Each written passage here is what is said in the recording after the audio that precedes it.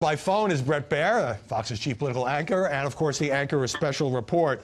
Bret, good morning. John McCain loved talking to reporters, but he could also get quite testy with reporters. And I wonder if you perhaps experienced both of those.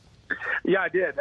Howie, good morning. You know, listening to Bill Bennett, I think you really got a sense of the man. He had a great sense of humor, but he could be prickly and defiant. He was restless. He had like 7 things going on at once that he wanted to do, but he was impish in dealing with reporters. I mean, he would always like joke with you or needle you. I was over on Capitol Hill one day, and some reporter was doing a live shot in the hallway, and he went out of his way, McCain did, to walk over and put devil horns over his guy doing the live shot. You know, and that was just John McCain. I think, you know, he will have made a mark more than many people in the United States Senate. And if you think about his longtime friend and adversary, Ted Kennedy, dies the same day 9 years ago of brain cancer. That is so remarkable. And this just seems like some kind of message. You know, he had a great wit. He could blast people. As you say, he could get confrontational. You know, that word, that much overused word, authenticity, I think particularly in this age when politicians are very carefully calibrated, doesn't apply to President Trump now that I think of it, John McCain was very real, and some people liked him, and some people didn't like him, and some people got mad at him, and the next day they'd be allies. Yeah, that's right. You know, Mark Salter wrote a really beautiful op-ed in the Washington Post, and he said, McCain was a romantic about his causes and a cynic about the world. He had the capacity to be both things and to live with the contradiction. And he says he thought it was a moral failure to accept injustice as the inescapable tragedy of our fallen nature. He always said, and I talked to him in the elevator not too long ago when he was over at Fox, that he had just a wonderful life.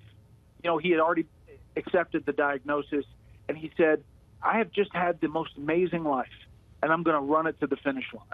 Yeah. And he did. I couldn't help but admire the way he fought his final battle, you know, with great dignity, still putting out statements from Arizona despite how ill he was. Do you agree with my thesis that John McCain got far better press when he was challenging Republicans, whether it's President Trump or George W. Bush, than when he was running against Barack Obama or challenging President Obama in office?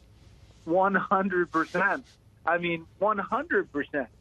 You know, he's described as a maverick and somebody who stood up to his party. But remember, he also stood up for his party at times on principle and ideology, and was fighting for conservative causes at times. And often that gets a little bit blurred in review.